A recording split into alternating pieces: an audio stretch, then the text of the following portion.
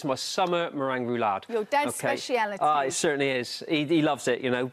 And the basis of this is a meringue, OK? We're going to make a lovely roulade like this. So what I've got in here, I'll just show you very quickly. I've skipped a stage because it's quite boring.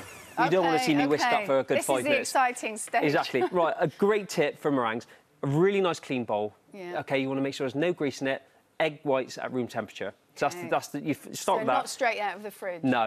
Room temperature. Get a whisk going. 5 minutes. Want to get a little bit of air in, so when they reach stiff peaks.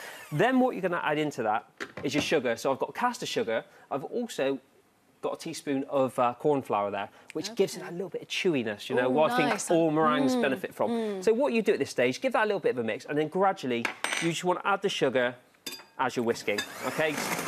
That takes a little bit of time to come together as you go, and again, you don't want to see that boring stage. So I'm going to skip a stage and just show you.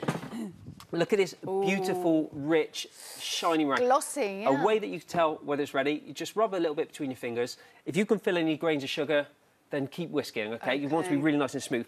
Then what you want to do is just grab yourself a nice baking tray. This is 20 by 30 centimetres. Get your meringue in there. So I've just lined that with a bit of baking paper. Get your meringue in there. Is that baking parchment rather than greaseproof? No, it's baking paper, yeah. Right. So just smooth your meringue out in a nice even layer, and then meringues benefit from being cooked at a low temperature, really nice and slow. So this one, 150, gas mark 2, for around 40 to 45 minutes, OK? Yeah. So smooth that out. Ooh, that You're ready to go. In there, right.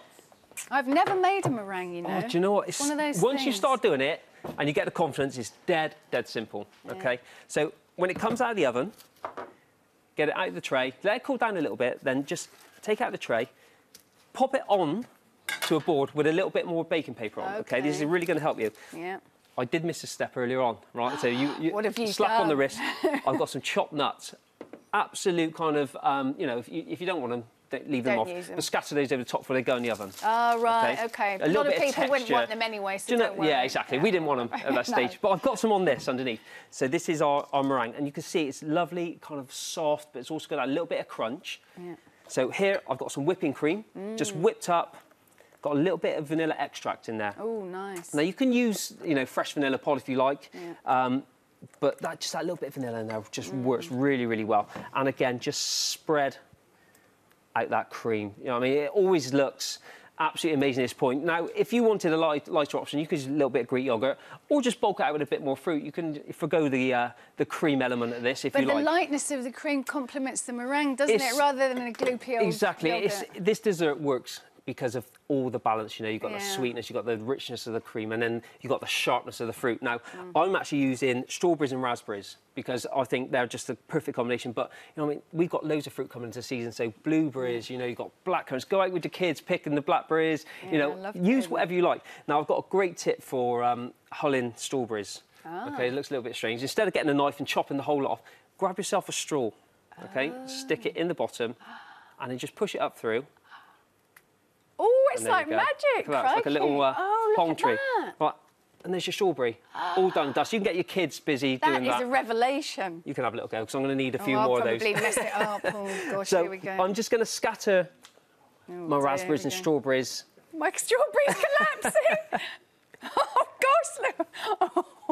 I'll tell you what, you better leave that to me. Give it over. Oh, no. Right, come on, we'll hide that one. I'm just so useless. That's not bad. We're going to use that one in there as well. I've got no talents whatsoever. Hey, it's all about the flavour. Yeah, right? That's true. Right, what you do at this point, I just use the knife and just score along the edge of the meringue. This is going to help you just start the roll. Then what you do, just start to use the baking paper and bring it up, OK? Bring it towards you. I was wondering how you were going to do that. And then just keep going, keep going. And then as it starts to come up, just let it roll over. I say that. I was wondering how you were going to do it. What I'm going to use, a palette knife, I'm going to roll it up, let it set in the fridge for a good hour. OK. OK? All right. Don't do what I just did there. Let it set up. I'm going to cut that up. Honestly, it is an absolutely amazing showstopper dessert.